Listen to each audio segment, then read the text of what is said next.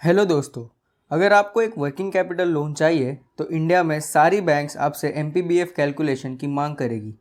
इस वीडियो में हम देखेंगे कि एमपीबीएफ क्या होता है, एमपीबीएफ की लिमिट कैसे कैलकुलेट की जाती है और कैसे आप बड़ी आसानी से बैंक लोन के लिए एमपीबीएफ कैलकुलेशन तैयार कर सकते हैं, वो भी सिर्फ 15 मिनटों में। कोई भी व्यवसाय को अपने रोज़मर्रा के खर्चे पूरे करने के लिए फंड्स या पूंजी यानी कि कैपिटल की ज़रूरत रहती है। इसी पूंजी को वर्किंग कैपिटल कहा जाता है। कई बार यह वर्किंग कैपिटल हमारी इन्वेंट्री या देनदारों में फंस जाता है और इसी कारणवश दैनिक खर्चों के लिए पैसे नहीं बचते। इसी परिस्थिति में वर्किंग कैपिटल लोन की ज़रूरत पड़ती है। अगर आपको वर्किंग कैपिटल लोन की ज़रूरत है तो कुछ बातें आपको पता होनी चाहिए, जैसे आप बैंक से किस प्रकार के वर्किंग कैपिटल लोन प्राप्त कर सकते हैं, वर्किंग कैपिटल लोन को सैंक्शन करने के लिए बैंक की क्राइटेरिया क्या होती है, मैक्सिमम परमिसिबल बैंकिंग फाइनेंस यानी कि एमपीबीएफ मेथड क्या है, अपने लोन के लिए एमपीबीएफ कैलकुलेशन कैसे तैयार करें। वर्किंग कैपिटल लोन के प्रकार। बैंक के द्वारा आमतौर पर सबसे ज़्यादा दिए जाने वाले वर्किंग कैपिटल लोन्स है कैश क्रेडिट लोन और ओवरड्राफ्ट लोन। इस प्रकार के लोन में बैंक एक विशिष्ट रकम मंजूर करती है जिसे लिमिट कहा जाता है और आप उसी लिमिट तक पैसे निकाल सकते हैं। जैसे और जब आप पैसे प्राप्त करें आप उसे इस लोन अकाउंट में जमा करवा दें और फिर से आपकी उधार सीमा यानी कि बोरोइंग लिमिट जमा की गई राशि तक उपलब्ध हो जाती है।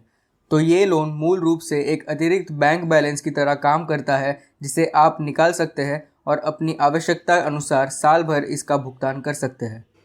Bills discounting, short duration term loan, bank guarantee, letter of credit या कुछ अन्य प्रकार के वर्किंग कैपिटल लोन्स हैं।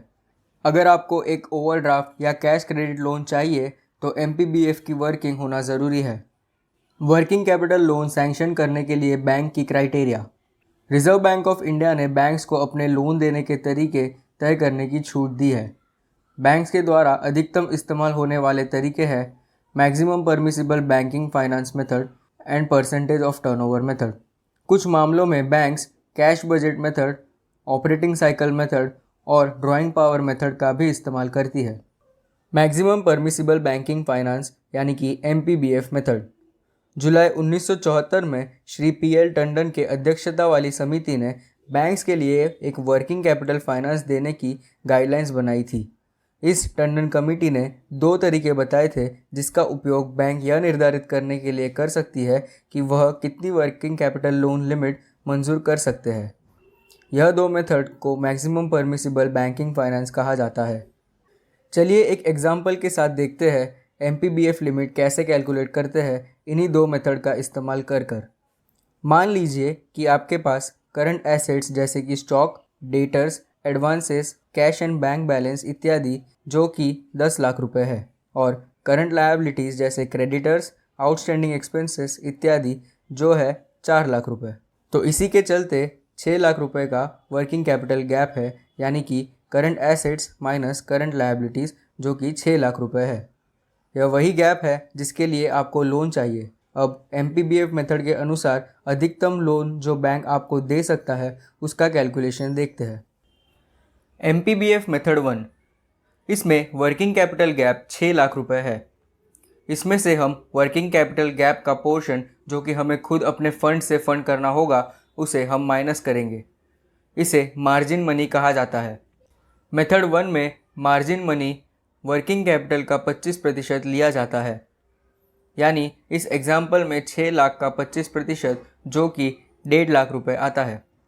इस मार्जिन मनी को माइनस करने पर हमें वर्किंग कैपिटल लोन यानी एमपीबीएफ की लिमिट मिल जाएगी।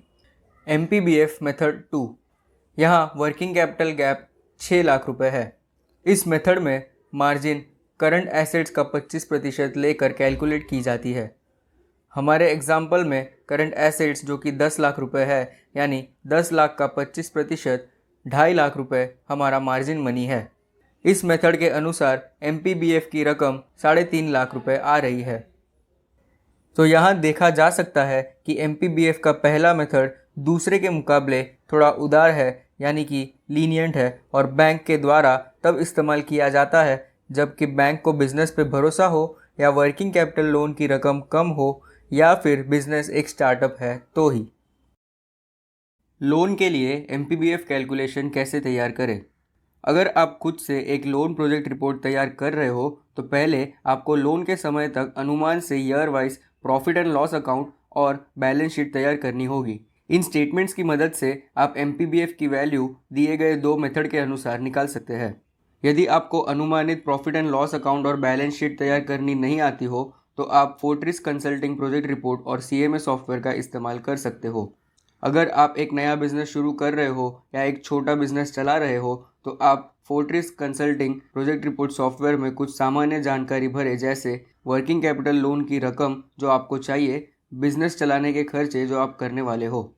दी गई जानकारी के आधार पर सॉफ्टवेयर अपने आप एक डिटेल्ड लोन प्रोजेक्ट रिपोर्ट तैयार कर देगा जिसमें ईयर वाइज अनुमानित profit and loss account, balance sheet और अलग से MPBF की वर्किंग शीट दी गई होगी।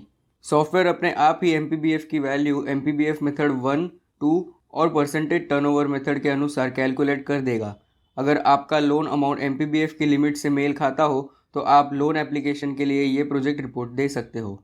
नए या छोटे बिजनेस के लिए प्रोजेक्ट रिपोर्ट कैसे बनाएं उसकी डिटेल्ड वीडियो की लिंक नीचे डिस्क्रिप्शन में दी गई है, तो आप वहां चेक कर सकते हो। अब यदि आप एक जमाए हुए बिजनेस के लिए वर्किंग कैपिटल लोन चाहिए तो फोर्ट्रिस कंसल्टिंग CMA रिपोर्ट सॉफ्टवेयर में पिछले 2 साल का प्रॉफिट एंड लॉस और बैलेंस शीट की वैल्यूज़ ऐड करें और जो रकम की आपको वर्किंग कैपिटल लोन चाहिए वो रकम डाल दीजिए। CMA सॉफ्टवेयर अपने आप ही एक पूरा CMA रिपोर्ट बैंक के फॉर्मेट के मुताबिक प्रोजेक्टेड फाइनेंशियल्स और MPBF की वर्किंग शीट तैयार कर देगा। क्या आपके लोन की रकम MPBF की लिमिट से मेल खा रही है या नहीं, वो चेक करने के बाद इस CMA रिपोर्ट को लोन एप्लीकेशन के लिए आप भेज सकते हो। CMA रिपोर्ट कैसे बनाएं इसकी डिटेल्ड वीडियो की लिंक नीचे डिस्क्रिप्शन में आपको मिल जाएगी, तो आप वहां से वीडियो चेक कर सकते हैं।